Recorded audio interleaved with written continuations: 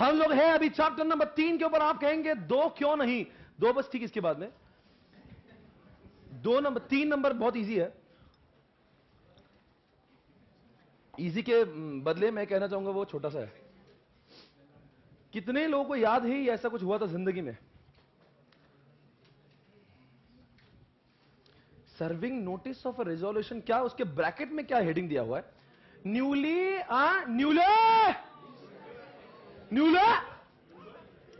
Inserted subsection.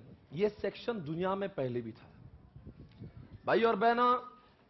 ये section जो है 169, आपको याद है?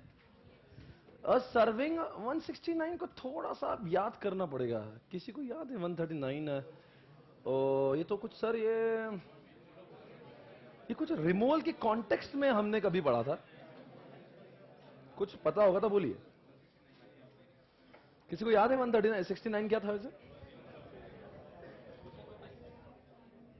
चलो मैं बोल देता हूं, जरा ध्यान से देखिए। किसी भी डायरेक्टर को अगर निकाल देना है तो आप सभी जानते हो डायरेक्टर की अपनी इज्जत है। उस डायरेक्टर को निकालना ऐसे नहीं कि आप निकल जाए, ऐसा नहीं, इज्जत से निकालो भाई। पहले अगर फॉर एग्जाम्पल, ध्यान से पढ़ना, इसमें क्या हुआ है जरा देखिए क्या हो रहा है। कुछ हो रहा है स्क्रीन के ऊपर। वापस नहीं, पूरे कॉर्पोरेट लॉ में 2 जगह पे ही स्पेशल नोटिस का नाम आता है। एक जब ऑडिटर को निकाला जाता है और एक जब डायरेक्टर को, वरना स्पेशल नोटिस का नाम कहीं पूरे चैप्टर में, पूरे डायरेक्टर में क्या पूरे कॉर्पोरेट में कहीं नहीं। याद रखना, एक बार ऑडिटर को निकालना है और एक बार डायरेक्ट, दोनों भी बहुत इज्जत वाले लोग हैं। इज्जत से निकालना, बात इज्जत से ही करना। मतलब आप क्या काम कर रहे हो मालूम है? आप जैसे कि रतन टाटा ने हाल ही में एक डायरेक्टर को निकाला, उसको तो निकाल दिया बेचारे को। बेचारा वगैरह कुछ मुझे परवाह नहीं, पर जिसको भी ऐसी इच्छा हो रही कि उसको निकालना है तो वो कहेगा मैं नोटिस दे रहा हूं, मैं XYZ आदमी, मैं चाहता हूं कि इसको निकाल दिया जाए बस। पर मेरे अकेले के बोलने से कुछ नहीं होगा। मैं तो सिर्फ कंपनी को एक दरख्वास्त कर सकता हूं, हे कंपनी इसको निकाल दो प्लीज, ये कांड किए हुए है, ये रही मेरी नोटिस। अब कंपनी को देखो ना, यहां पे क्या लिखा है? ये आदमी नोटिस दे रहा है कंपनी को, किस बारे में? कि ये जो मिस्त्री है ना, मिस्त्री साइरस मिस्त्री, इस आदमी को निकाल दिया जाए। बराबर है? बराबर बोल रहा हूं? फिर मैं बोलूंगा निकाल दो, तो निकाल देंगे। हाँ निकाल देंगे या नहीं निकालेंगे? मतलब मेरे अकेले के बोलने से हो जाएगा? मतलब कल चल के मैं रिलायंस का एक शेयर होल्ड करता हूं, बोलता है ये निकाल दो, ये मुकेश को निकालो यार। जमरा नहीं क्या कर रहा है, जियो को लेके क्या टाइम पास कर रहा है? जमरा नहीं, मुकेश का दिमाग। ट्राई टू अंडरस्टैंड मैं होता कौन हूं। I can just send one notice, okay? I can not tell him कि इट हैज टू बी, नहीं, दरख्वास्त कर रहा। अब कंपनी को नोटिस मिलेगी, company same notice along with the जो भी आपने इल्जाम लगा। फॉर एग्जांपल इस आदमी ने जो इल्जाम लगाए हैं कि फॉर एग्जांपल राखी सावंत को कंपनी से निकाल दो। कौन से सावंत? और क्या बोलेगा देखो ना, special notice from a member. Member मतलब कौन भाई? फॉर एग्जांपल मैं इस कंपनी का मेंबर ही नहीं हूं और मैं बोलता राखी को हटा दो। बोले तुम कौन? बोले मैं ऐसे ही है।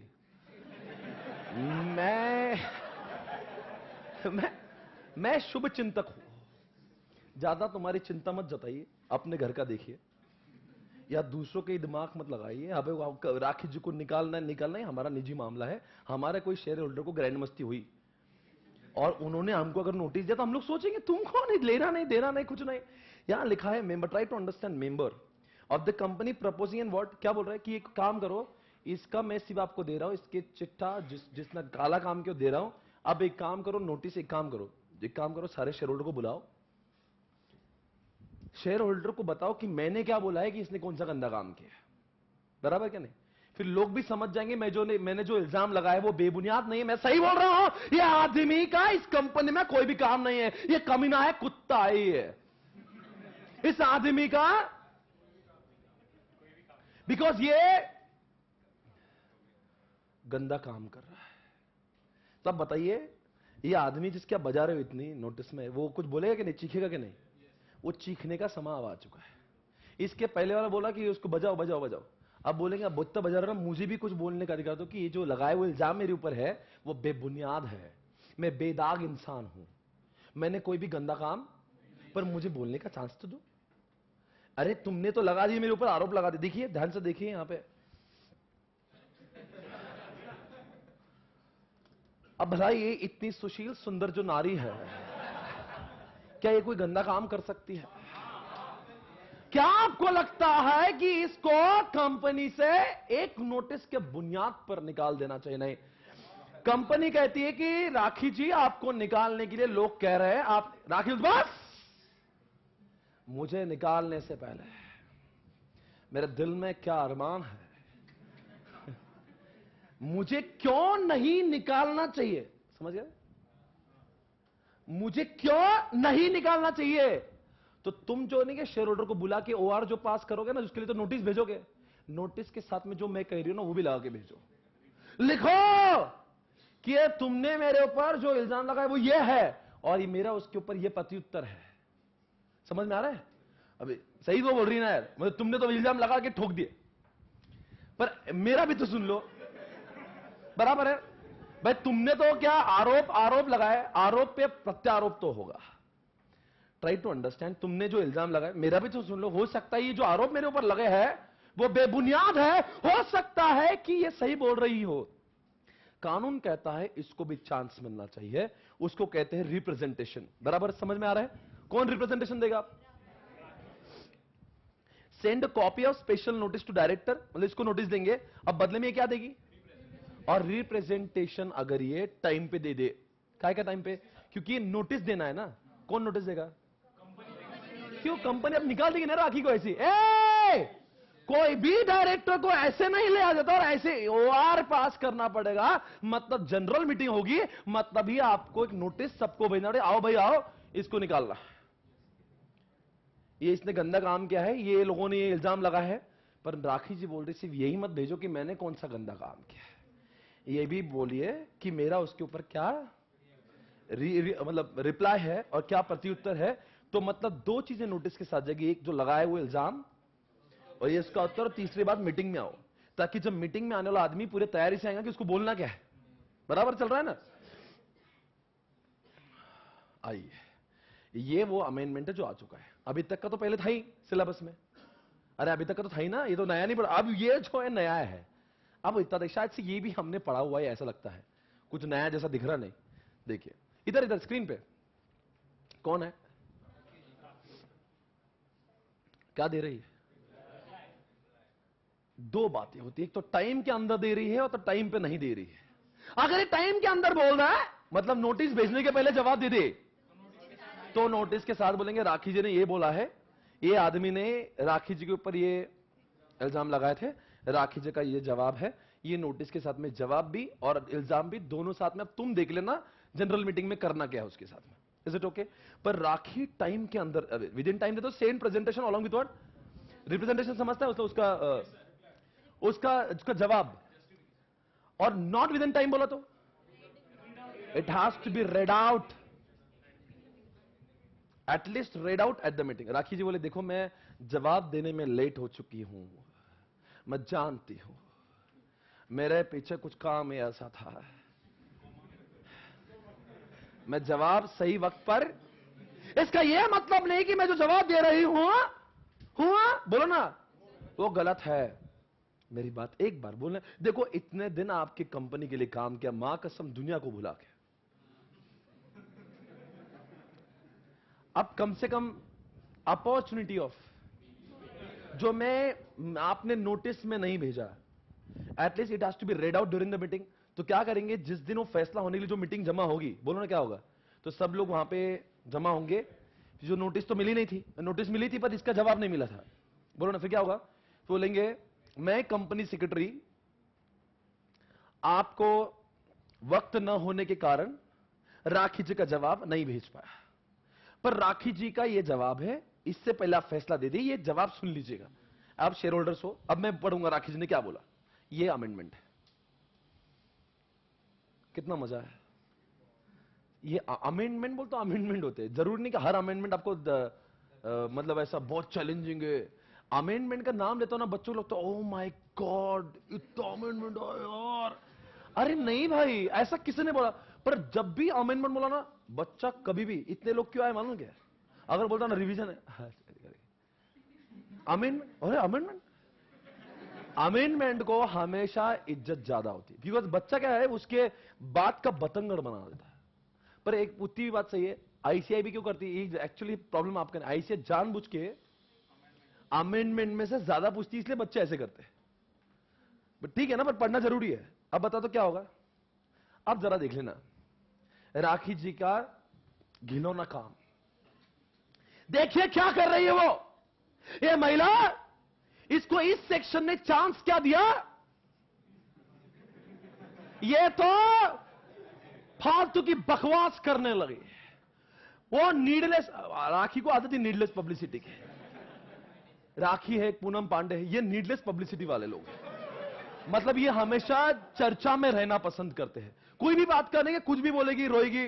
अब देखो, प्रोवाइडेड, देखो क्या लिखा, provided if the Rakhi is trying to secure needless publicity. मतलब उसको जवाब क्या देने का बोल दिया उसने, जवाब तो वो तो जो उसके ऊपर इल्जाम लगा वो तो बातें बाद में रह गई, वो कुछ भी बोले जा रही है। अर्थात रतन टाटा ने मिस्त्री को निकाल दिया, मिस्त्री के ऊपर जो आरोप लगे वो बात नहीं कर रहे हो, वो कुछ तो बोलते जी ही बेकार है, ये तो बूढ़ा हो गया, इसके थोड़े दिन बचे ही उसको ठिकाना। अरे तू क्या बात कर रहा है रे, और रतन टाटा पूरे देश की शान है, मतलब ये तो वाहियात हो गया ना। तू किसको बोल रहा है, जो देश का नंबर 1 आदमी है, तू उसके चरित्र पर जबरदस्ती, मतलब जो बात को पलटा रहा है ना तू, जो अपने ऊपर इल्जाम लगा उसके बारे में बोल। ये भलता क्यों तमाशा करो, वो तो बूढ़ा हो गया अब तो क्या, ट्राई टू, ये you are trying to get needless publicity हो गई है।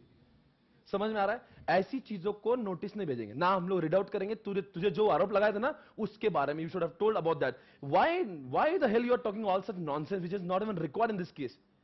अरे वो कंपनी में, तुम्हारे कंपनी में तो ऐसा ही होता है। अरे हमारी कंपनी फालतू है, तू तेरे बारे में बोल, ये तेरे ऊपर इल्जाम है क्या? हमारी कंपनी जैसी भी है, तू इतने दिन से क्यों था यहां पे? हमारी कंपनी, आप बड़ा है हमारी कंपनी को बजाने वाला। नहीं नहीं, आज बात निकली तो रोकिए मत मुझे। Needless publicity then neither representation shall be sent, मतलब नोटिस के साथ में प्रेजेंटेशन भी नहीं देंगे ना। रीड आउट का तो सवाल ही पैदा नहीं होता, वैसे भी तू लेट है, पहले तो लेट है, और उसमें भी तो हमारे, मतलब हम नोटिस में अपने बारे में हमें इज्जत बेइज्जत करेंगे। मतलब तूने जो वाहियात इल्जाम लगा, हम पढ़ेंगे कि तूने हमको बेइज्जत कैसे किया। मतलब हम अपने हाथों से ही अपना खुद का बैंड बजा नहीं करेंगे ना भाई। Everybody, are you there guys? Hey guys, are you there? Come on everybody. Amendment over. तो फिर इतना ही था, वाई हर चीज डिफिकल्ट क्यों होना चाहिए? अमेंडमेंट क्या था, राखी को चांस मिलना चाहिए कुछ बोलने का। इसके पहले ऐसा लॉ में लिखा, लॉ में क्या लिखा था, उसको निकालना है, नोटिस डालो और नोटिस लेके बुलाओ और निकाल दो। अब की बार क्या हुआ बोलो ना, इसको बोलने का मौका दिया जाए टाइम के अंदर, बोलो टाइम के अंदर दिया तो क्या नोटिस, और टाइम के अंदर नहीं आया तो क्या? तो एग्जामिनेशन में केस स्टडी बनाएंगे। राखी जी का जो एक केस स्टडी मैं बना के देता हूं, ऐसे केस स्टडी पूछेंगे, राखी जी XYZ जो भी है निकाल दिया गया और उनको रिप्लाई देना था, पर यहां की कंपनी सेक्रेटरी ने बोला कि तुम्हारा रिप्लाई हम लोग नोटिस के हाथ में नहीं भेजेंगे, जो करना कर लीजिए। राखी जी का जो इल्जाम लगा, राखी जी बोलती है मेरे साथ गलत हो रहा है, क्या राखी जी का इल्जाम टेनेबल है क्या? तो पर ये कब समझेगा जब अब ऐसा, अभी इसके पहले अगर मैं पूछता शायद से, तो तब वो सही नहीं था, आज सही हो गया। Is it okay? Hey guys come on everybody, over. अब मैं आपको सिर्फ यहां से पढ़ के दिखा दूं, जरा क्या लिखा है, अब बस एक सेकंड में देख लीजिए।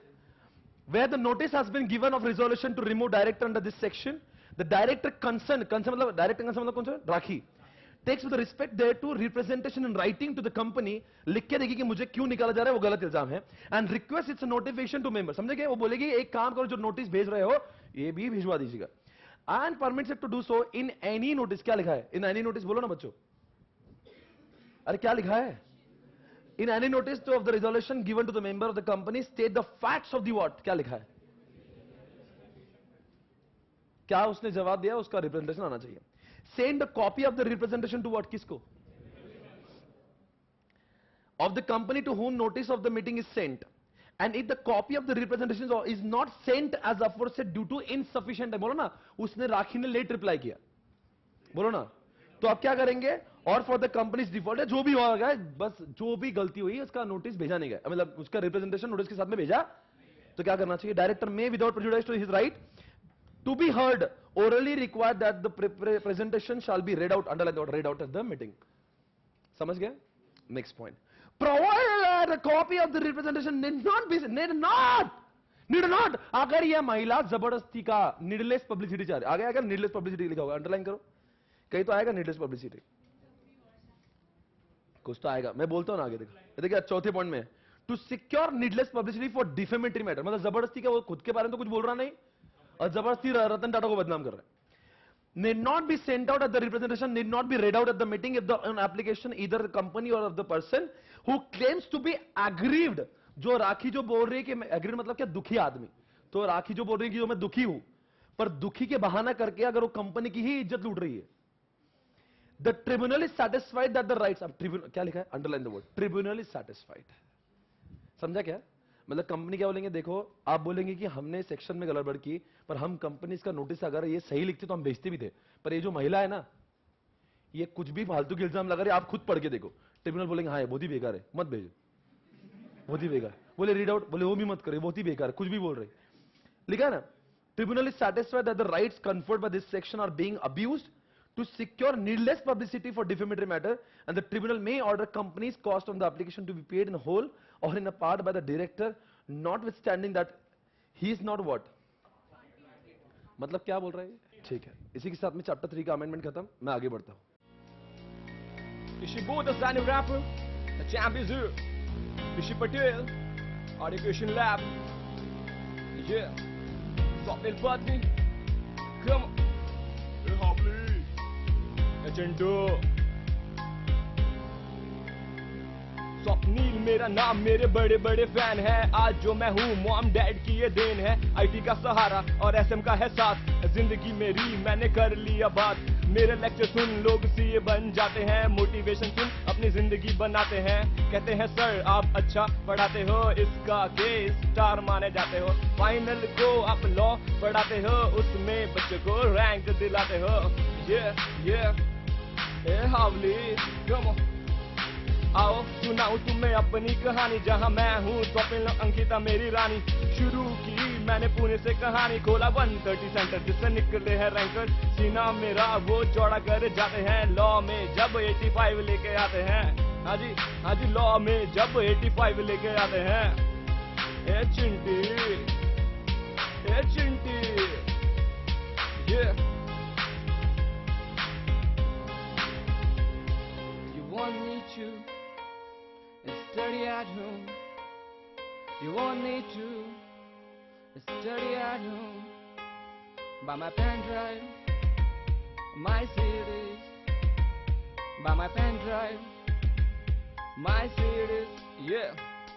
अंकिता मेरा बड़ा साथ निभाती है, इंटर को वो लॉ पढ़ाती है, बच्चों को मेमोराइज कराती है, थ्योरी को इंटरेस्टिंग बनाती है, अब बच्चे खुश हो जाते हैं लॉ में जब हाईएस्ट मार्क्स लेके आते हैं. ये कम ऑन. खुद की खुदाई और रब की दुहाई है, यूट्यूब में 30 लाख व्यू आई है, एसपी क्लास पूरे देश में छाई है, ये आज देश में छाई है. थोड़ा यूनिक और थोड़ा स्मार्ट हूँ, इसलिए मैं यंग सुपरस्टार हूँ, आओ ना आओ मेरे क्लास में आओ आके अपना. और इधर गाइस, तो हमारा चैप्टर 1 खत्म, चैप्टर 3 खत्म, अगला ये रहा आपके सामने.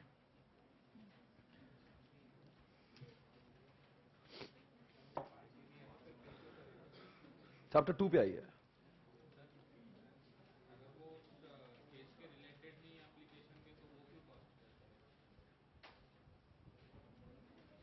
रिलेटेड होगा तो ही ना. नहीं मतलब उसका मीनिंग ये होता है कि वो कुछ भी बोल रही है, उसको उसके ऊपर जो वो जो बातें कर रही है, हाँ मतलब कि वो जो भी लिखा है अल्टीमेटली ये लिखा है कि राखी जी अगर ऐसा कुछ भी लिख रही है और जिसकी वजह से कंपनी को जो भी मतलब पार्टी हो चाहे ना हो। एक बात मैं पूछूंगा, चैप्टर नंबर 2 आपने ऑडिट अकाउंट्स पढ़ा है? Don't you think this is also an important chapter? किस बारे में लेकर? यह चैप्टर ऑडिट में भी आता है, और ये अमेंडमेंट मतलब ऑडिट के भी है और अकाउंट्स के भी है। मैं वापस से आपको दर्शाता हूं, एक चीज को ध्यान से सुनना। ऑडिट अकाउंट्स का जब चैप्टर आता है, तो ये chapter is not only related to accounts और law, it is also related to what the subject of audit. मतलब ये कभी भी आपको ऑडिट में भी पूछ सकते हैं और अकाउंट्स में। तो एक तीर है, दो निशाने हैं, and I think you have to be very careful while reading this particular concepts of chapter number 2. चालू करूं तो मैं? बहुत मजा आएगा, इंटरेस्टिंग है, बहुत मजा आएगा। आइए। वाह, क्या लिखा है, सुपर। पढ़ू क्या? बोल दो ना प्लीज। मेरे पास में जो वक्त है, एक मिनट, मैं देख रहा हूं।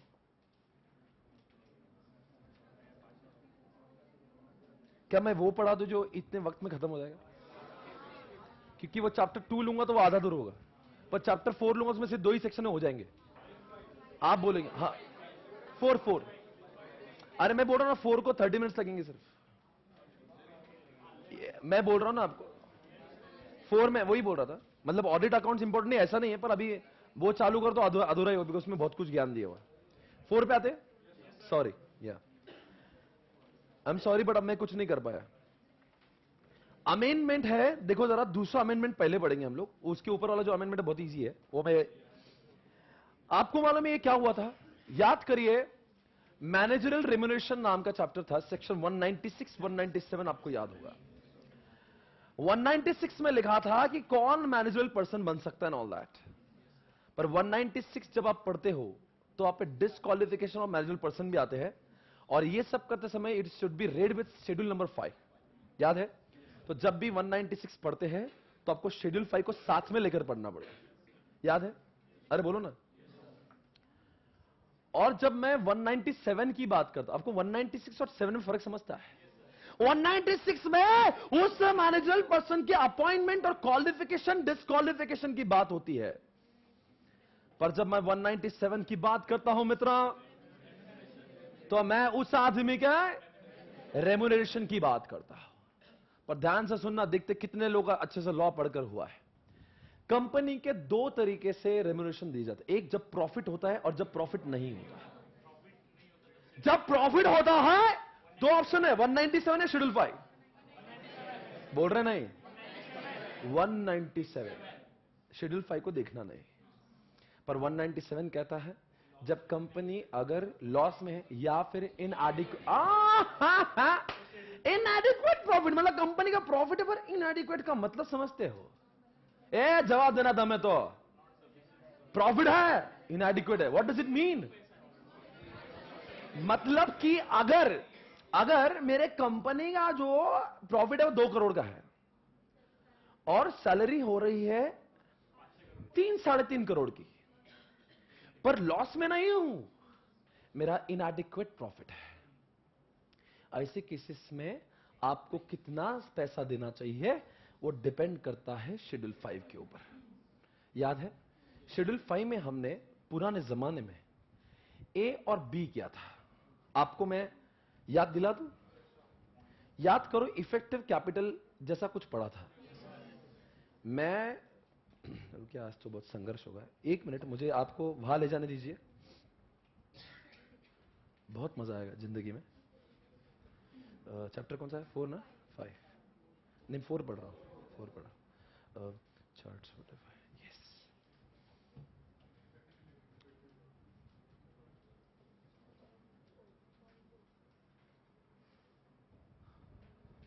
है कुछ याद? देखिए जरा स्क्रीन पे, कुछ याद है भी या नहीं? ये कब की बात है? जब कंपनी का प्रॉफिट हुआ है, बराबर है। इसमें अमेंडमेंट नहीं है सर, ये इसमें नहीं, ये ऐसी चीज जैसा पहले था। तो इसके ऊपर बात करके मतलब टाइम वेस्ट नहीं करूंगा। मैं ऐसा अज्यूम कर रहा हूं आपने पढ़ा हुआ है, आप बोलो तो मैं पढ़ा दूं, पर ये आपको इसमें अमेंडमेंट नहीं है। अमेंडमेंट इनमें साहब मैं आपको समझाता, ध्यान से देखिए। यही वो अमेंडमेंट है, जलवे है। ध्यान से देखिए, पहले इसको ए कहते थे और इसको बी कहते थे। बी है, इसको बी कहते थे। याद करिए, अमेंडमेंट दोनों में भी है। ए की लिमिट बढ़ा दी गई और बी का चरित्र ही दूसरा हो गया। बी में नहीं, आपको पता होगा, मैं एक बार इसके ऊपर नजर डालूंगा, ये जैसे बोलूंगा वो तुरंत समझ जाएगा। छोड़े, ये कब की बात है? ऊपर हेडिंग पढ़ना, लॉस ऑब्लिक। अगर आप 197 के हिसाब से उसको सैलरी देने गए तो वाली सैलरी 4 करोड़ और मेरे पास बचा कितना है, या कुछ भी है आपका, जो ज्यादा पैसा आ रहा है पर आपके इसमें उतना पैसा नहीं है, तो मतलब ऑलमोस्ट आप लॉस में ही हो। उस केस में आप मुझे बताइए, आपको इसको फॉलो करना जरूरी है। उसमें लिखा है फॉलो दिस लैबरेट, कुछ भी नहीं, ये तो सेम ही है, पर क्या लिखा है, बोलो ना क्या लिखा है। आपका जो इफेक्टिव कैपिटल है, आपको पता होगा इफेक्टिव कैपिटल भी निकालने का तरीका होता है, पर अभी मैं उस विषय पर चर्चा नहीं करूंगा। मुझे इतना, और एग्जामिनेशन में नहीं, इफेक्टिव कैपिटल निकालो, याद कर लो, इफेक्टिव कैपिटल नाम की कुछ चीज है। पर वो इफेक्टिव कैपिटल याद करिए, हमने ऐसा पुराने जमाने में पढ़ा था, अगर वो इफेक्टिव कैपिटल ही नेगेटिव है।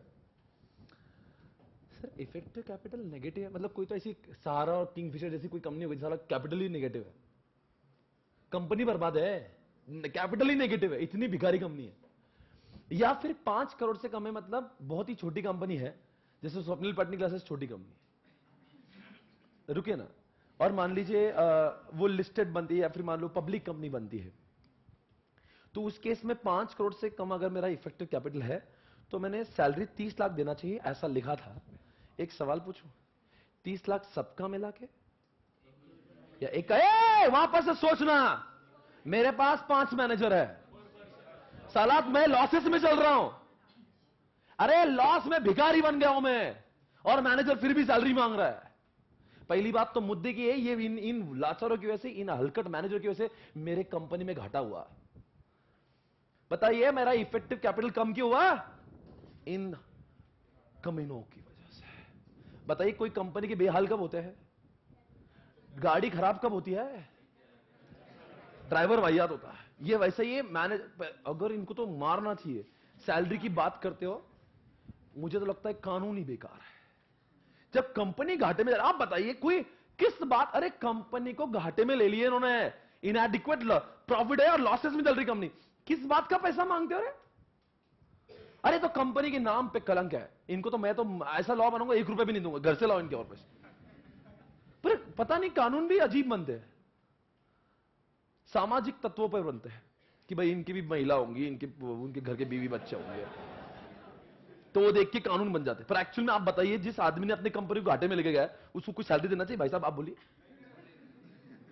आप बोलिए। पर कानून बनाए जाते, कोई बात नहीं, अब दे देंगे, चलो दे देंगे, पर उसका भी लेवल होना चाहिए। साला 30 लाख रुपए, वो भी एक आदमी का।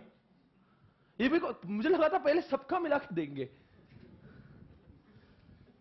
मतलब 10 मैनेजर तो लगा दी मेरी खड़े खड़े, 30 लाख मल्टीप्लाई बाय 10 दे दो, पहले मेरे खाने के वांदे हैं, दे दो इनको 3 करोड़, मतलब ये कोई कानून है? और दूसरा था 100 करोड़ तक 42 लाख, क्या ये इफेक्टिव, क्या ये लॉस नहीं है? 5 करोड़ से 100 करोड़ तक बोलो रहे 42 लाख रुपए, और 100 करोड़ से 250 करोड़ तक 60 लाख, और 250 करोड़ से ऊपर 60 lakh plus 0.01 of the effective capital, जो भी एक्सेस में होगा 250 करोड़ की। ये पुरानी लिमिट थी। अब इस लिमिट को कुछ नहीं करना, मल्टीप्लाइड बाय 2 करना है, मतलब 30 बन गया 60, जरा आपकी बुक में देखिए 60 लाख दिख रहा होगा सबसे ऊपर, अंडरलाइन करिएगा। 42 बन गया होगा 84, मतलब 84 बन गया होगा, और 60 बन गया होगा 120। पता ये सब बराबर है क्या? और तीसरी बात, जो 60 लाख लिखा था नीचे वाला भी फोर्थ, उसमें 120 होगा और बाकी सब कुछ सही है। Is that okay? आपको लगता नहीं कि मल्टीप्लाइड बाय 2 हुआ है? आप बताइए, पहली तो मेरे को तो यही समझ में नहीं आ रहा है। मेरा तो ये इल्जाम है कि इनको तो ये भी नहीं मिलना चाहिए। अमेंडमेंट लाया क्या चाहते हो तुम? कंपनी की इज्जत लूटना चाहते हो? कंपनी लॉस में चल रही है और तुम बोल रहे हो उनका। ऐसे कानून बना के तुमने मैनेजरल पर्सन को, जो इंसान गलत काम करे ना, उसको प्रेरणा दी है। वो आदमी अच्छा काम क्यों करेगा? उसको लगा अच्छा है, वो गलत काम करो फिर भी पैसा मिलता, चलने दो। कोई बात नहीं, ये तो मेरा अपना पर्सनल इमोशनल पॉइंट था, उससे आपको क्या। आपके एग्जामिनेशन में ये लिखना, आप भी मतलब ना emotionally I think, don't think, why you think emotionally. अब जरा why you don't put your emotion here, okay. अब बताइए, ये सब ठीक है, मैं आपसे एक सवाल पूछूंगा। बताइए अगर उसकी सैलरी, अगर मान लो इफेक्टिव कैपिटल अगर 200 करोड़ का हुआ तो 120 lakhs पर पर्सन पर एनम। वहां पे इज्जत से लिख देंगे तो अच्छा होगा, पर पर्सन पर एनम। पर पर्सन पीपीपीए, पर पर्सन पर एनम, सबके लिए क्या? चारों बॉक्सेस में लिख दो, पर पर्सन पर एनम, पर पर्सन पर एनम, पर पर्सन पीपीपीए, पीपीपीए। किस में लिखेंगे? सब में। बोलेगा ये एक का नहीं है, सबके लिए, चाहे तुम्हारा इफेक्टिव कैपिटल 250 करोड़ से कम हो या 250 करोड़ से ज्यादा, 100 करोड़ से कम हो ज्यादा, सबके लिए। अब सुनना मेरी बात, आपने कभी थोड़ा सा देखा होगा यहां पे, आपको लगता नहीं 250 करोड़ की ऊपर वाली कंपनी जो है, मतलब रिलायंस जैसी कंपनी होगी? अरे सोचो ना, मतलब साला तुमने रिलायंस जैसी कंपनी को सिर्फ बोल दिया कि 120 लाख रुपए एक आदमी को हर साल, और जो 100 से 250 करोड़ वाली कंपनी, जैसे कि मान लीजिए कोई भी कंपनी ले लो, एक 200 से 250 करोड़ वाली कोई भी ले लो यार, छोटी सी कंपनी पूना की यहाँ पे, मतलब प्रेस्टीज फंड में कंपनी, इसका कैपिटल जो है 125 करोड़ है, और ये जो है रिलायंस का कैपिटल है 50,000 करोड़ इफेक्टिव कैपिटल। क्या स्लैबरेट है? मतलब जो छोटी सी कंपनी बेचारी उसको 120 तक बोले, और जो बड़ी कंपनी उसको 120 प्लस पॉइंट जीरो का मतलब समझता है। चलो लगा लेंगे हिसाब। चलो बताओ, एक कंपनी के पास में 1000 करोड़ है, 1000 करोड़ है, मतलब इफेक्टिव कैपिटल 1000 करोड़। बताओ कितना सैलरी देंगे आपके हिसाब से? अरे बोलो ना, एक आदमी का, एक आदमी का। नहीं नहीं, बोलना होगा आज, कोई कुछ बोल रहा नहीं। सर एक काम करो, 120 लाख तो दे ही दो, और जो 1000 करोड़ है माइनस 250 करोड़ मल्टीप्लाइड बाय 0.01 बराबर है, तो 120 लाख तो मिल ही गए, और 750 करोड़ मल्टीप्लाइड बाय 0.01, अब जो भी संख्या आएगी, मुझे पता नहीं कितना, 750 करोड़ का 0.01 मतलब ये 75 करोड़ आएगा क्या? 7.5 करोड़।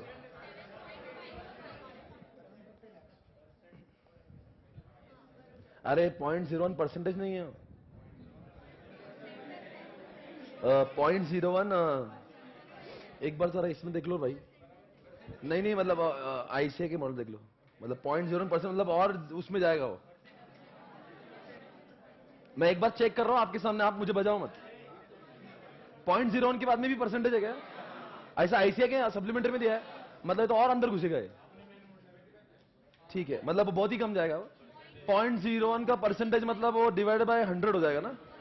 तो जो भी है, जो भी, बस मुझे यहाँ पे मैथमेटिक्स नहीं करना है, मैं उसका वो टीचर हो गया नहीं, पर वो अच्छा हुआ परसेंटेज वाला मामला मैंने भी आज पहली बार देखा। नहीं मतलब बहुत क्रिटिकल है, बहुत कम हो गया ना फिर वो तो। 0.00001 आएगा वो, बराबर बोल रहा हूं? तो मतलब बहुत ही कम आएगा, पर जो भी आएगा आप सोचिए उतना, ये भी परसेंटेज में, ये पर आपके बोलने पे मैं पकड़ रहा हूं। ऐसा ही लिखा ना, ऐसे क्या सप्लीमेंट। ओके फाइन, अच्छा होगा, नहीं तो आप भी एग्जाम में 0.01 लिखते हैं। It has to be 0.01%। एक मिनट इधर देखिए मेरे पास, एक बार रिवाइज कर लो। अब बोलो भाई, 5 करोड़ और उससे कम अगर होगा, पहले था 30 लाख, अब कितना बनेगा बच्चों? ये पर पर्सन है कि नहीं, और पर एनम है कि नहीं? अब टू बोलिए, up to 100 crore 84 lakhs, up to 250 crore 120, और above 120 lakhs plus 0.01 percentage of excess. कितना एक्सेस? बराबर है। इस लिमिट को आप डबल कर सकते हो। कितना कर सकते हो? एक मिनट सुन लेना, इस लिमिट को कितना कर सकते हो? डबल कर सकते हो, अगर आपने पास किया होगा एसआर में। मतलब सर एक बात बताइए, इधर इधर, इतने पैसे के अंदर तक देने के लिए एसआर की जरूरत नहीं है, ओनली ओआर इज इनफ। क्योंकि ये लिमिट किसने दी है? कानून ने। तो कानून के अंदर काम हो तो फिर ओआर भी ठीक है ना, पर कानून से डबल ले रहे हो, डबल मतलब आप 60 को कितने कर रहे हो, और 84 को आप 168 कर रहे हो, मतलब तक तक तक तक, 40 लाख तक, तो डबल तक जा सकते हो। बोलो बाय पासिंग व्हाट, बोलो ना।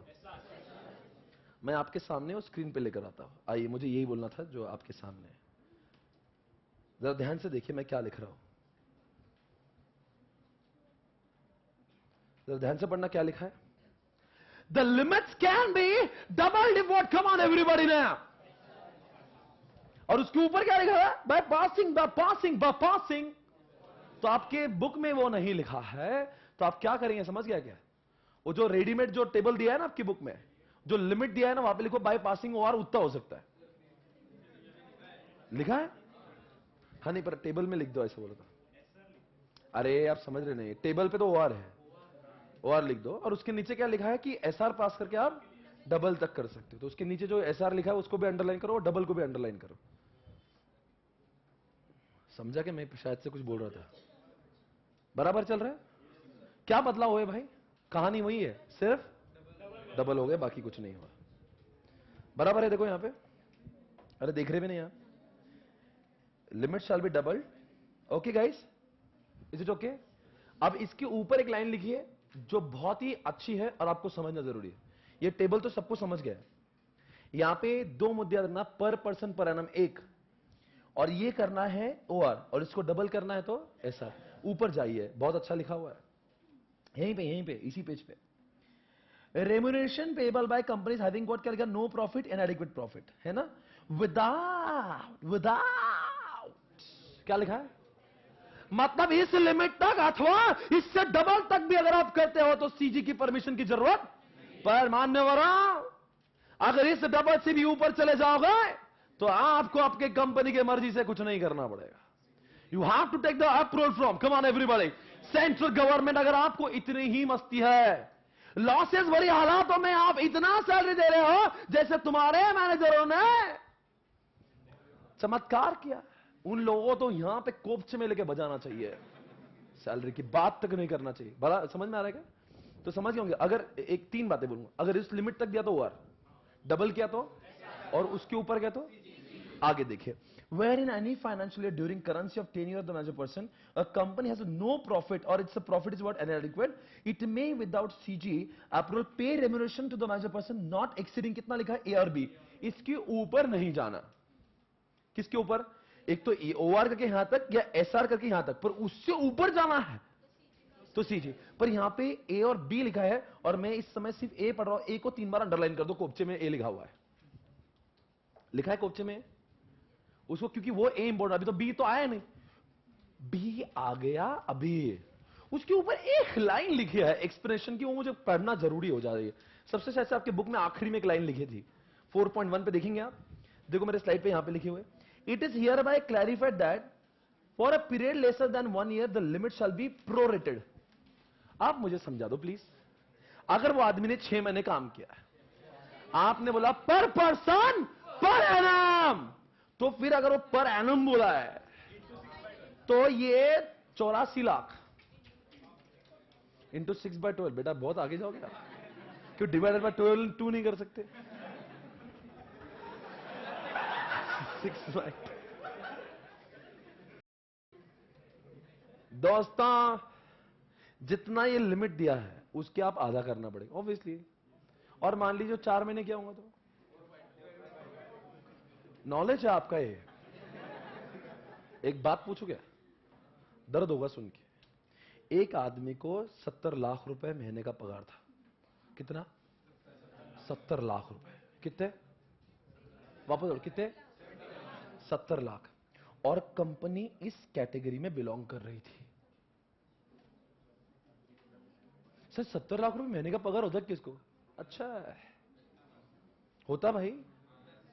कल एक व्हाट्सएप पे मैसेज आया था, वो गूगल का जो अपना, वो क्या नाम उसका, कल ही एक भेजा था, बोले वो कितने 302 करोड़ का सैलरी उसको, 1 साल काम करते 302 करोड़ रुपए मिलते हैं उसको। तो मतलब ऐसे लोग भी तो है ना, मतलब एक दिन का 1 करोड़ मिलता है उसको। ठीक है, छोड़ो कोई बात नहीं है, हमारी जिंदगी में बहुत संघर्ष। ठीक है, मैं तो बहुत ही गरीब हूं। ठीक है दोस्तों, मेरे तो बात ही नहीं करना चाहिए। भाई और बहनों, ये जो लिखा ना 70 लाख वाला आदमी, उसकी महीने उसको एग्रीमेंट पे आपने 70 लाख लिख के दिया था। बोलो फिर, अब बोलो, मेरे पास दिखते क्या हो टुकुर टुकुर, क्या बोलो मतलब, बोलो फिर। सालाना कितने होंगे उसके? 84 लाख। बेटा तो संभालो, 70 लाख, एक साल की अम्मा तो पूरे 12 महीने के 84 lakh.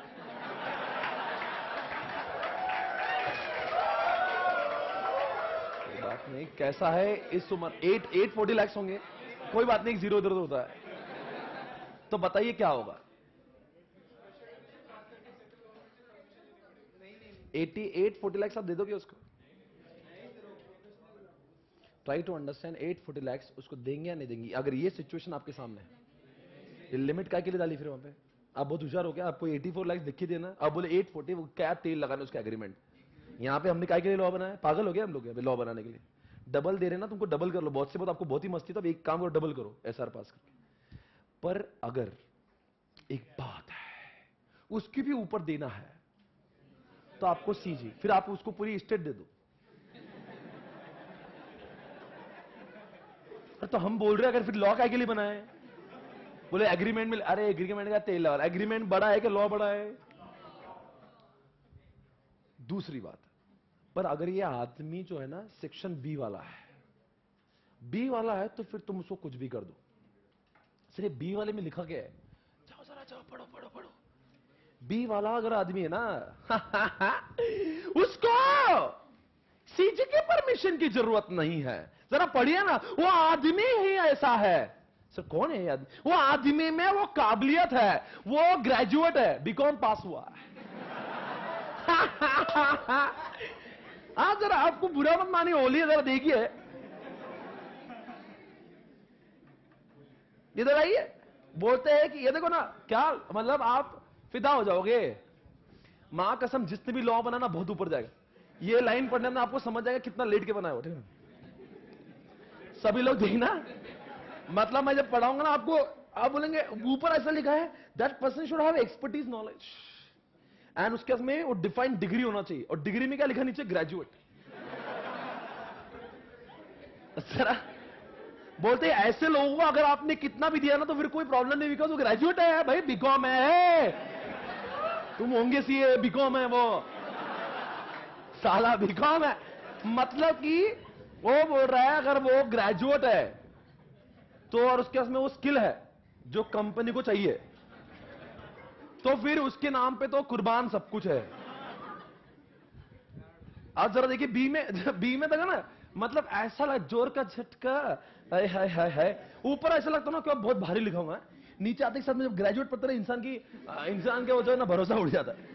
In case of manager person who is a functioning what professional capacity, वाह, ऐसा लगा जैसे सीए आंख में आ रहा है। नो अप्रूवल ऑफ, ऐसा लगा प्रोफेशनल का मतलब आपको लग रहा है ना सीए सीडब्ल्यू, ऐसा कुछ नहीं है भाई, BCom is also professional. No approval of central government is required. वाह, इस such manager person is not having. अच्छा, दूसरी बात लिखा है, सिर्फ बीकॉम हो के नहीं चलेगा, आपको यह भी प्रूव करना पड़ेगा यह आदमी का कोई भी कनेक्शन इस कंपनी के साथ में नहीं है। मतलब कनेक्शन साथ में नहीं, मतलब क्या कनेक्शन साथ में नहीं? देखिए ना, not having any interest in the capital of a company, मतलब कोई भी शेयर, कैपिटल मतलब शेयर होल्डिंग, अरे कैपिटल मतलब क्या? Share holding. वो शेयर कोई होल्ड नहीं करता, मतलब वो डायरेक्टर भी है, उसका शेयर होल्डिंग भी होगा, चाहे वो बीकॉम क्यों ना हो, बोलो ना। तो वो फिर बी का फायदा उठा के कितना भी सैलरी नहीं लेगा। अगर तुम्हारा शेयर होल्डिंग है तो फिर तुमको बी के हिसाब से, ऐसे बी में क्या होता है, सेंट्रल गवर्नमेंट की परमिशन मत लो, कितना भी दे दो। पर किसके लिए? वो आदमी पहले तो ग्रेजुएट चाहिए एक, और उसके कंपनी के कैपिटल में, बोलो ना, संबंध नहीं होना चाहिए। पर सिर्फ कंपनी के नहीं, उसके होल्डिंग में, उसके सब्सिडरी में डायरेक्टली इनडायरेक्ट, मतलब उसका नहीं होगा, उसके बीवी का पैसा होगा, उसके बच्चे का पैसा होगा, या उसकी पार्टनरशिप का पैसा होगा, उसके एचएफ का पैसा होगा। सिर्फ आप ये मत बोलना उसका नहीं, आप फैसला होने दो, किसका किसका पैसा भाई। देखो, इनडायरेक्टली बोलो कि उसने बहुत बड़ा डेफिनेशन को वाइड कर दिया। मतलब किसमें? ये कंपनी, उसका ये होल्डिंग, उसकी सब्सिडरी। बोलो ना, ये आदमी कौन है? कोई भी है। कौन आदमी बनाएंगे? चलो कोई भी बना दो। नहीं, एक अच्छा आदमी लेते हैं। चलो एक काम करते हैं, मुकेश अंबानी। अब बताओ मुकेश अंबानी क्या बोल रहा है? मुकेश अंबानी चाहे उतनी सैलरी ले सकता है सीजी के परमिशन के बगैर, अगर बोलो ना वो कौन है? ग्रेजुएट है, मतलब प्रोफेशनल कैपेसिटी में है, राइट? और उसका रिलायंस में कोई कैपिटल होल्डिंग नहीं, उसके होल्डिंग में कुछ नहीं, उसके सबसे, उसका भी नहीं, उसका तो नहीं, साथ साथ में उसका बेटा है, उसका बेटा, बेटी नहीं है ना उसको पे? तुम्हें कैसे पता? अरे छिचोर, मैंने तो कभी देखी नहीं। बेटी, वाइफ, अरे तुम शादी, अरे तुम पागल हो गए? तो भाई शादी में गया था, बोलते ठीक है। तो अम्मा ने तो घर के बाजू में रहते होंगे आप। बेटा, वाइफ, बेटी, या कोई भी उसकी पार्टनरशिप फर्म होगी, या कोई एचयूएफ होगा, या उसकी कोई कंपनी होगी यार, कोई भी, इनका सबका मिला के, और इनमें से किसी का भी कुछ भी होल्डिंग बोलो ना इसमें नहीं है, तो फिर मुकेश अंबानी बोलो ना कितना भी पैसा निकाल सकता है, सीजी के परमिशन की भी जरूरत नहीं है। बराबर है? बोलो ना। बताओ फिर एक इसको एप्लीकेबल और बी, एक किसी को सर्वसामान्य लोग, बी में एडवांटेज को लग सकता है? भाई देखो भाई, अच्छा सोचो एक बार, इस somebody actually is a very professional and he has been appointed because he's having expertise knowledge, मतलब ऐसा नॉलेज है ना उसके, कंपनी का पूरा वो मास्टरमाइंड हीरा है वो। तो अभी जो बोले कंपनी का जो भी हो, मैंने सारी नौकरी तुम्हारे लिए छोड़ा, 10 कंपनियां मुझे ऑफर कर रही थी, सबको छोड़ा सिर्फ तुम्हारे कंपनी के लिए, और तुम बोल रहे कंपनी घाटे में गई, नफे में गई, मेरा पैसा लाओ। मैं अपने ऐसा वैसा नहीं आदमी नहीं हूं, मैं कंपनी के, मैंने नॉलेज रखता हूं मैं, तो सही ना उसका ना, तो वो आदमी बोलेगा तुम्हारी कंपनी घाटे में हो गया, नफे में हो, मुझे मेरा सीजी की परमिशन की। एक्चुअली वो आदमी डिजर्व भी करता है, फिर ऐसा तो कोई भी काम नहीं करेगा, मतलब दुनिया में जो घाटे वाली कंपनी है, नहीं समझ रहे तुम, और जो कंपनी के नैया डूब रहे वहां पे तो कोई भी काम नहीं करेगा, बोलेंगे नहीं ये कंपनी घाटे में, बाद में बोलेंगे पैसा नहीं देंगे। ट्राई टू अंडरस्टैंड, मतलब लॉजिकल सेक्शन है बहुत, राइट? अब जरा आगे बढ़ना होगा, और through any other statutory structure or not having any direct indirect interest, direct indirect interest or related to the director or promoter of the company, director का वो संबंधित आदमी नहीं है, समझा क्या? जो कंपनी के बोर्ड मैनेजरल पर्सन, मतलब कौन कौन आते? एमडी, डब्ल्यूटीडी, सीईओ, सीएस भी आता है क्या? और सीईओ सीएफओ आता है, मतलब जो सीईओ सीएफओ है वो क्या बोल रहा है, या सीएस है, वो किसका रिलेटिव पार्टी नहीं है? वो पहली बात तो उसका कोई शेयर होल्डिंग भी नहीं है, समझ में आ रहा है? और साथ ही साथ वो डायरेक्टर और प्रमोटर का रिश्तेदार भी नहीं है, समझ में आ रहा है क्या? और वैसे भी ये कंडीशन जो है ना वो एंड देखो एंड लिखा है ना, मुझे एक बार पढ़ने तो मैं सब कुछ लिख के दिखाऊंगा, थोड़ा क्रिटिकल है। और इट्स होल्ड कंपनी के जितने भी डायरेक्टर प्रमोटर है उससे संबंधित नहीं है, ना कि होल्डिंग कंपनी में उसका कोई व्यवहार है। किसका व्यवहार नहीं है? जो मैनेजर वाला आदमी है, फॉर एग्जाम्पल जो सीएस अपॉइंट हुआ है, बोलो ना, वो सीएस का बोलो ना, वो मुकेश अंबानी का कोई रिश्तेदार है, अरे मुकेश अंबानी, या फिर जो क्या नाम उसका, धीरू भाई अंबानी जो प्रमोटर थे, उनका भी कोई रिश्तेदार नहीं। अब की बार मैं मुकेश अंबानी की बात नहीं कर रहा, मैं बात करूं एक सीएस और सीएफओ, कोई तो आदमी, उसकी सैलरी कितनी होना चाहिए? वो घाटे में भी कितनी भी सैलरी उठा सकता है, एक, अगर वो ग्रेजुएट हो। दूसरी बात उसके पास में बोलो ना, नहीं, उसके पास में कुछ तो भी स्किल, सिर्फ देखो भाई डिग्री होना अलग बात है, उसके पास में स्किल और डिग्री में फर्क है क्या? नहीं, मतलब सीए पर हावले को कुछ काम नहीं, तो फिर क्या मैं सीए है पर हावला? ट्राई टू अंडरस्टैंड, डिग्री भी होना चाहिए, आगे बोलो ना, उस धंधे का, नहीं धंधे का नॉलेज होना चाहिए। अगर धंधा किसका है, रिलायंस का, मान लो ये कुछ पेट्रोलियम वाली कंपनी है, तो उस आदमी को जो हायर किया वो बीकॉम से ऊपर वाला डिग्री वाला होना चाहिए, और दूसरी बात उसको पेट्रोलियम का पूरा, दो बात। तीसरी बात क्या, वो बोलो ना, वो अपने अभी लिखा था ना इसे, बोलो ना, उसका कंपनी के अंदर सब्सिडरी होल्डिंग के अंदर ना उसका, बोलो आगे, किसी का भी, उसके भाई बहनों का, बच्चों का पार्टनरशिप, किसी का भी कोई इंटरेस्ट वहां पे ना, तो अभी तक की कौन सी बात आपके दिमाग में है? सेक्शन को तोड़ तोड़ के खाते, ठीक है ना? अब बताओ, ये मैं बी पढ़ा रहा हूं। एक पहली बात तो वो कुछ तो बीकॉम जैसा ग्रेजुएट होना चाहिए, मतलब प्रोफेशनल कैपेसिटी होना चाहिए। दूसरी बात बोलो ना प्लीज बोलो, अरे ये बहुत काम क्या है, ध्यान से देखो। हाँ, उसका कोई उसके उसमें बिजनेस का नॉलेज होना चाहिए। नॉलेज है, नॉलेज सिर्फ डिग्री हो क्या होगा, नॉलेज भी तो चाहिए। पर नॉलेज किसमें? उस धंधे का, उस धंधे का। कौन सा धंधा? जो धंधे की कंपनी है, मतलब कंपनी टेक्सटाइल का, तो उसमें टेक्सटाइल का नॉलेज होना चाहिए, राइट? आगे बोलिए। तीसरी बात, उसका डायरेक्टली और इनडायरेक्टली, बोलो ना कुछ तो बोलो, कोई भी कैपिटल में, लिखा था ना कंपनी के कैपिटल में, मतलब क्या? कंपनी के शेयर्स में कुछ नहीं होना चाहिए। बराबर है, राइट है? चौथी बात, रुकना, अभी तक हिलना मत। ये जो आदमी है, जो सीएस है या फिर जो सीएफओ है, जो सी कुछ भी होगा यार, जो एमडी होगा, बोलो ना, ये सारे लोग ही है ना मैनेजर पर्सन, इसका कोई भी संबंध बोलो ना किससे नहीं है। ना वो डायरेक्टर, बोलो आगे जल्दी से, ना प्रमोटर का कौन है वो रिश्तेदार, वो नहीं। समझ में आ रहा है? वो रिश्तेदार मतलब समझता है क्या? रिश्तेदार का मतलब समझता है? रिलेटिव्स नहीं है, मतलब उसका भाई, उसका बहन, कुछ भी ऐसा नहीं है। नहीं है। अभी और आग लगाइए, देखो ना आगे क्या लगा है। अरे बोलो ना कुछ तो बोलो। और उनका बोलना है, ये जो आदमी है, बोलो ना जल्दी से, उसके होल्डिंग में देखो, देखो यहां लिखा है, थोड़ा सा दिख रहा है आखिरी में, बस खत्म होने में, होल्डिंग में, कंपनी में, मतलब रिलायंस में, रिलायंस की होल्डिंग में और रिलायंस के सब्सिडीज में उसका कोई भी डायरेक्टली और इनडायरेक्टली कोई भी काम। फॉर एग्जांपल वो सीएसए पर वो माल सप्लाई करता है होल्डिंग कंपनी को, नहीं चलेगा। डायरेक्टली इनडायरेक्टली कोई भी कनेक्शन नहीं चाहिए।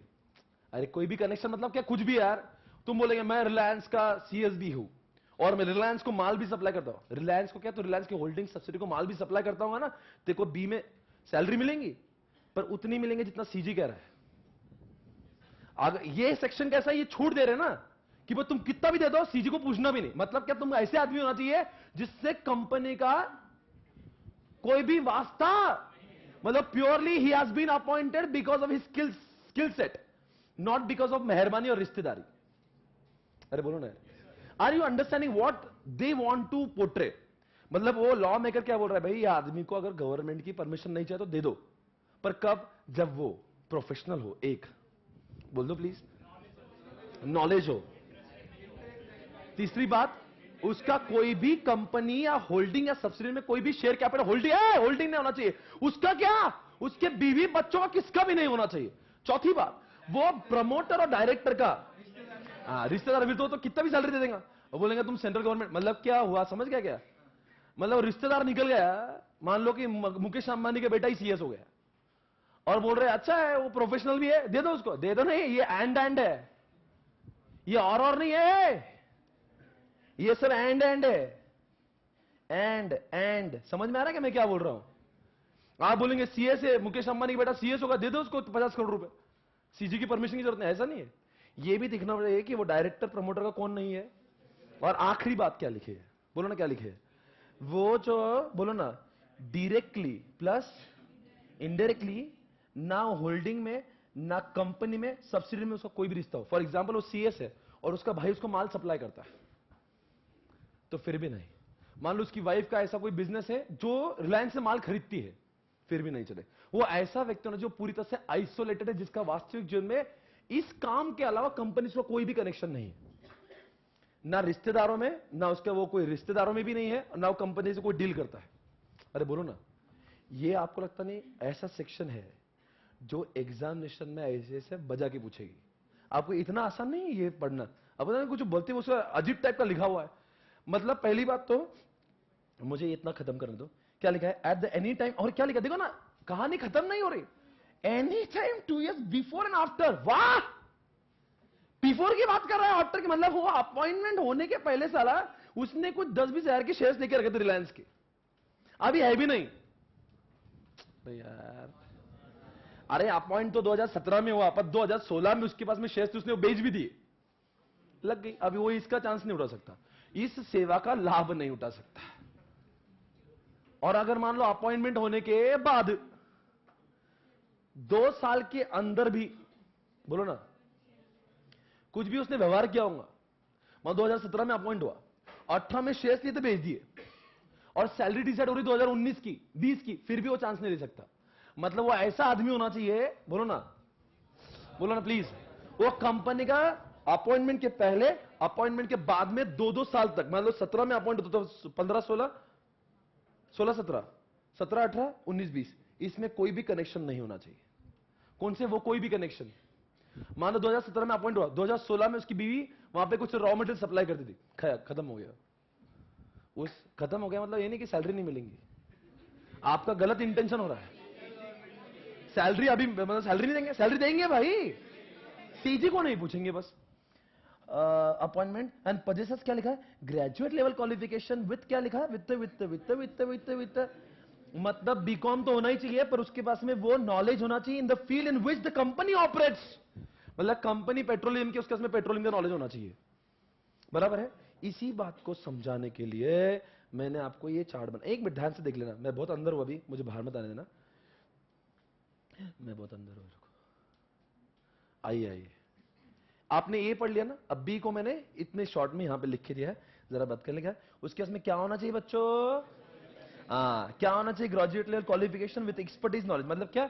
सिर्फ डिग्री ना हो, उस धंधे का नॉलेज जो धंधे में कंपनी डील करती है, बराबर है।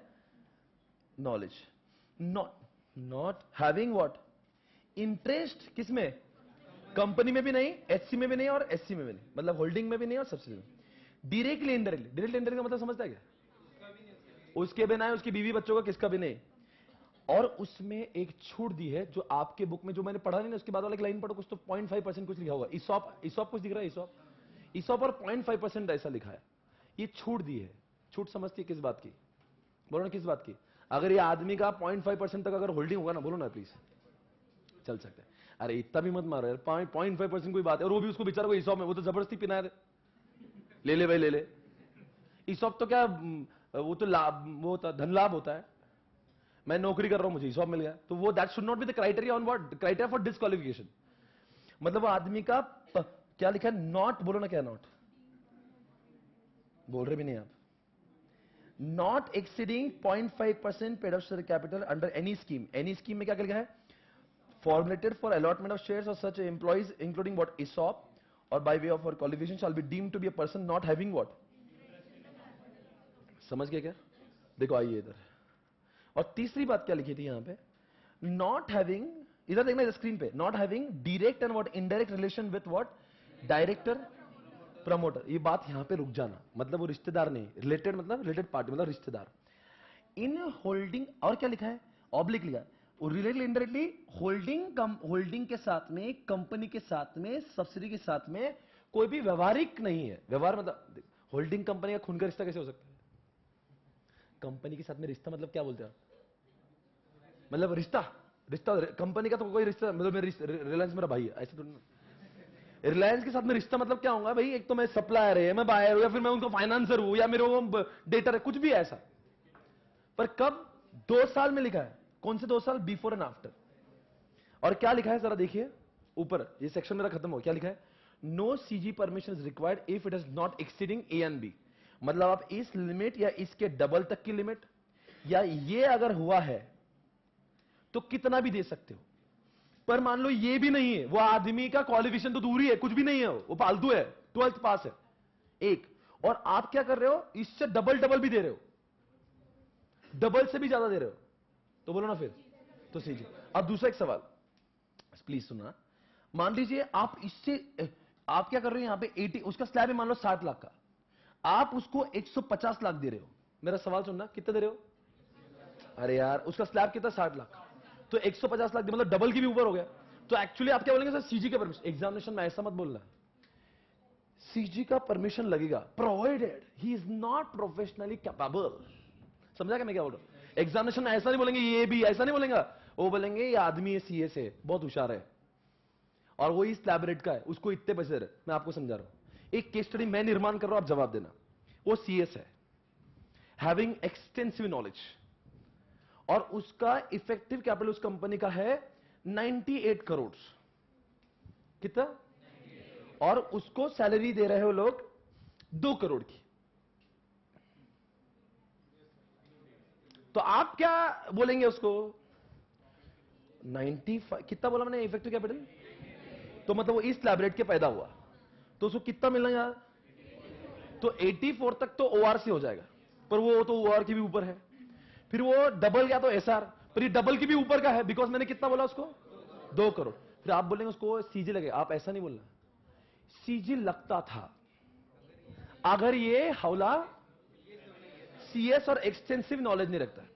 But in this question since it is written that person is what? Highly qualified, having what? Extensive knowledge. More और we assume that he is not having any रिश्तेदारी, not holding any capital, directly, indirectly, कुछ भी नहीं है वो. In that case, without taking CJ approval, so he should get this much fund. And if he is, although he is having CS का degree, but he is holding some capital और कुछ रिश्तेदार, then CG का permission is required. आप समझ रहे हो? दोनों A और B को दोनों को यूज करके वो केस स्टडी पूछेगा. आप समझे क्या? दोनों भी आएंगे ना, फिर आपको दोनों को मिलावट करके लाना पड़ेगा. Are you getting this point? ये स्टार मार्क करना बस, ये क्वेश्चन आने में है. आप जरा इज्जत से मैं जो बोल रहा हूं फॉलो करना. ये क्वेश्चन आपको लग रहा नहीं, उसकी आंखों में देखिए, वो क्वेश्चन ही वैसा है, जलील करेगा आपको. पर इस पूरे सेक्शन के ठीक नीचे यहां पे एक बात हो रही है. आपके देखा कि वो बुक में प्रोवाइडेड प्रोवाइडेड प्रोवाइडेड बहुत सारे लिखे, बैक टू बैक प्रोवाइडेड लिखे है ना. वो प्रोवाइडेड का सारा मैंने यहां पे आपको आपके बुक से ही पढ़ाता था कि आपको नहीं कि बार डबल डबल पढ़ाना नहीं पड़ेगा मुझे. हाँ, क्या लिखा है देखो, प्रोवाइडेड प्रोवाइडेड. हाँ, क्या लिखा है भाई? पेमेंट प्रोवाइडेड फर्दर दैट, है ना. लिमिट्स और ए और बी शैल अप्लाई, मतलब आपको सीजी की परमिशन लेने की जरूरत नहीं है अगर payment of remuneration is approved by, क्या लिखा है? समझा क्या लिखा है? साला मतलब तुम सीजी का परमिशन तो नहीं ले रहे हो, ठीक है, पर कम से कम घर वालों को तो पूछ लो. बोर्ड मतलब क्या? ये मान लो मुकेश अंबानी अकेला board of director, Mukesh Ambani is one of the director, he is not board. अरे भाई कम से कम सीजी का नहीं, आपने बाकी लोगों से तो पूछ ले. क्या वो भी नहीं? सीजी को नहीं पूछे तो शहंशाह बन गया. अरे कम से कम घर वालों को तो पूछ ले. कौन से घर वाले? बोर्ड को पूछेंगे क्या नहीं पूछेंगे? और दूसरी बात, आपने 178 सबसेक्शन 177 पता होगा आपको, ऑडिट कमेटी है, और वो विजिल और 178 में एनआरसी एसआरसी है. अब एनआरसी लगेगा यहां पे, अगर लगेगा तो उस कंपनी में मतलब आपने 178(1) में पढ़ा होगा, वो अगर लिस्टेड कंपनी है, फिर वो नहीं क्या एक लिमिट दिए हुई है. अब मैं चर्चा नहीं करूंगा, पर ऐसा मान लो कि उनको अगर 178 एप्लीकेबल हो रहा है तो फिर बोर्ड ऑफ डायरेक्टर तो अप्रूवल लगेगा ही लगेगा, साथ साथ में आपको एनआरसी का लगेगा. एनआरसी का लॉन्ग फॉर्म क्या है? रेम्यूनरेशन. मतलब जिनको उसके लिए बनाया है, जिनका निर्माण रेम्यूनरेशन, तो उसको ही तो पूछेंगे. वो बोलेंगे फिर एक काम करो, तुम ही कर लो, हम जाते हैं. हमको काय को लाए यहाँ पे? तुम सैलरी भी तुम ही डिसाइड कर लो, एक काम करो ना. ऐसा इस तरह से लाके बेइज्जत करने से अच्छा है. हर एक आदमी का एक वैल्यू होता है. अगर आप उसको सीजी को नहीं पूछ रहे तो कम से कम घर वालों को तो घर में कौन कौन? बोर्ड. और अगर वो कमिटी है तो कमिटी भी आगे. प्रोवाइडेड खत्म ही नहीं हो रहा, 4 प्रोवाइडेड है बैक टू बैक चिपक के. मतलब ए और बी का लाभ लेना है तो इतना आसान नहीं है दोस्तों. ए और बी में लाभ है क्या नुकसान है? लाभ किसको? उस आदमी को ना कि नुकसान भरी हालत में भी सीजी को नहीं पूछना है, तो उसको पहली बात तो घर वालों को पूछना पड़ेगा, बोर्ड. दूसरी बात कमिटी. तीसरी बात has not defaulted committed any default in the repayment. समझा क्या लिखा है? वाह मतलब साला कंपनी ने अगर क्या किया, डिफॉल्ट क्या होगा किसमें भाई? डिबेंचर में. और क्या लिखा है? Interest payable for a continuous period of कितना लिखा है? Preceding financial year before the date of appointment. आपको शॉक लगना चाहिए था पढ़ के, पर आपको नहीं लगा. शब्दों को 3 बार पढ़िए. Preceding financial year before the date of appointment. अरे जिसको इंग्लिश आते हंसो. मतलब जिस साल में अपॉइंट हुआ, मेरे अपॉइंटमेंट के पहले राड़ा हुआ था. अरे मैंने तो कुछ किया ही नहीं. मतलब साला मेरा अपॉइंटमेंट हो 2017 में, इन्होंने कांड किया 2016 में. बोले फिर तेरे को नहीं मिलेगा. बोले क्यों? बिकॉज तेरे पहले वाले. अरे पर मेरा नहीं मिलेगा. लिखा है देखो. Preceding financially before the date. अरे व्हाट नॉनसेंस, ये आदमी की गलती क्या, मतलब साला मैं ताई नहीं, बोले तू ही था। बोले साहब मैं 2017, फिर भी तेरे आने की आहट थी। तू ही वो वाहियात आदमी है जो ऐसे मतलब इनका आपको जान दो, मुझे ज्यादा चर्चा नहीं करना, पर ये बहुत गलत लिखा हुआ है। मतलब तुम ही सोचिए, वो ऐसा नहीं लिखा प्रीसीडिंग ईयर, अपॉइंटमेंट का पहला साल। अगर यहां पे अगर सिर्फ इतना प्रीसीडिंग फाइनेंशियल ईयर तो, और ये नहीं होता ना, तो मुझे बहुत खुशी होती। पता नहीं ये गलत उन्होंने लिखा है, I don't know why they have written appointment का पहला साल, उसमें गलती की है। सजा इसको होगी, बेचारे ने किया क्या है, ऐसा क्यों पर हुआ जानू ना, मैं जानू ना। I don't know why it has happened, but you have to understand, but you have to remember this point very well, because something which is not acceptable to anybody. समझा क्या? आगे.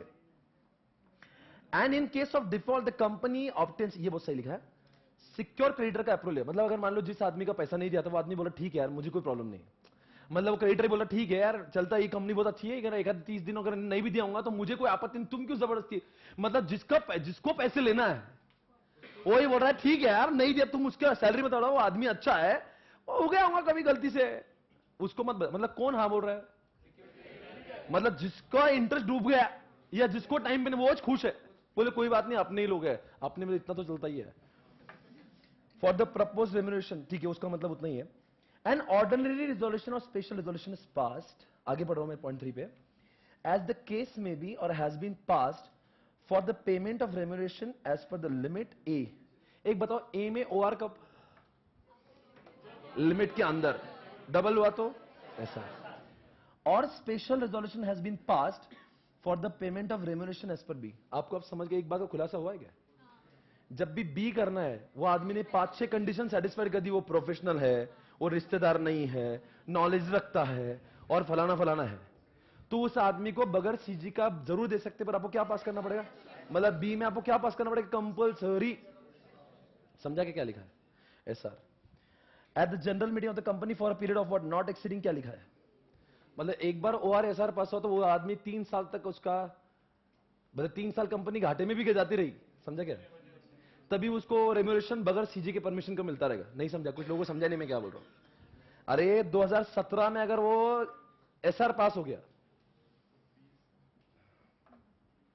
ये 2017 है, ये 18 है, ये 19 है, बराबर है। 2017 में कंपनी लॉस में गई, बराबर है, 18 में भी लॉस में है, 19 में भी लॉस में, मुझे बोलो क्या बोलना चाहिए इसमें आगे,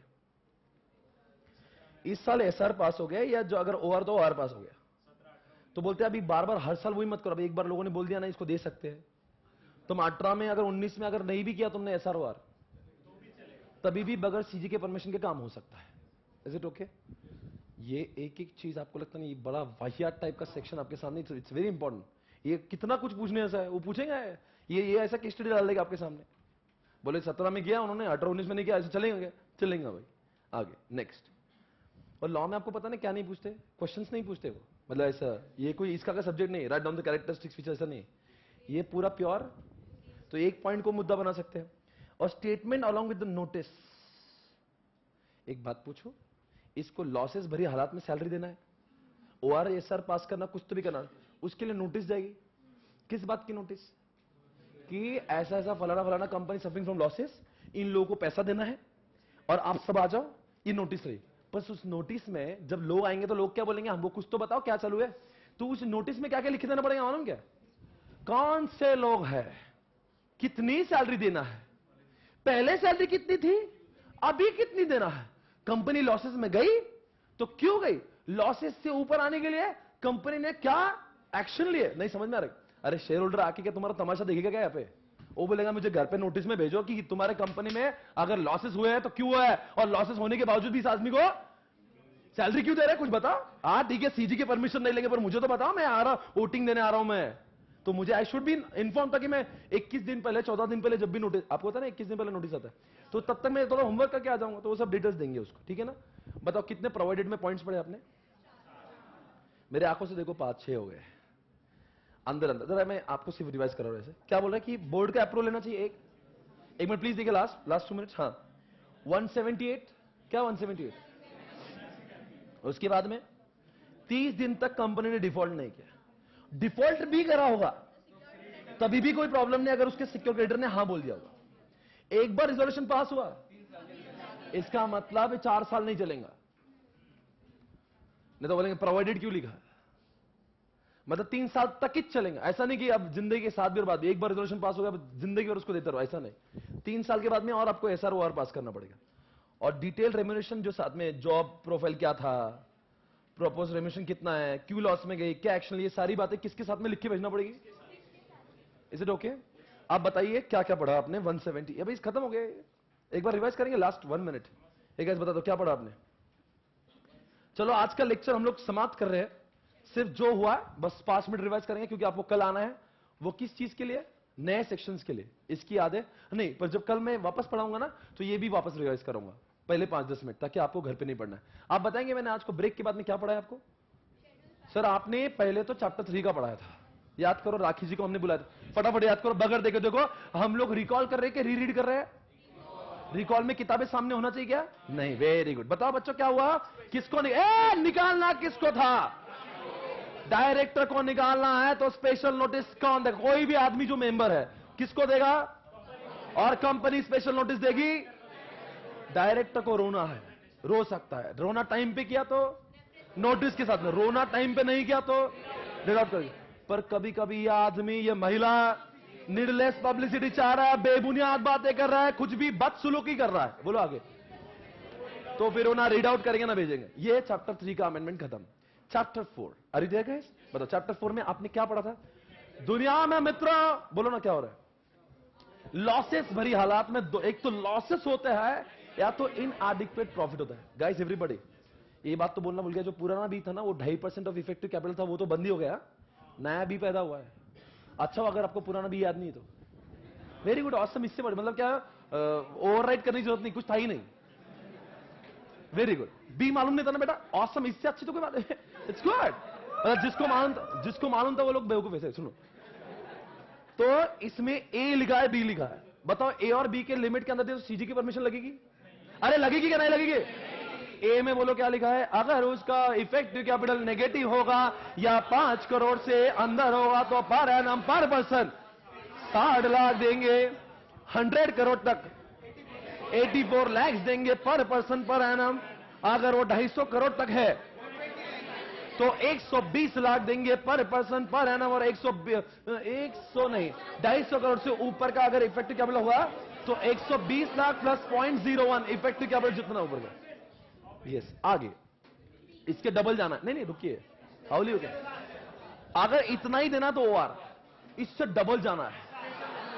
ये ए खत्म हो रहा है, पर ए में ए भी लिखा है, अगर डबल से भी ऊपर जाना है तो ऑप्शन ही नहीं है। मतलब ए में 2 ऑप्शन बनते हैं, ओआर नहीं तो ऐसा, नहीं तो फिर अगली बात। भाई और बहना, बी में हमने क्या पढ़ा?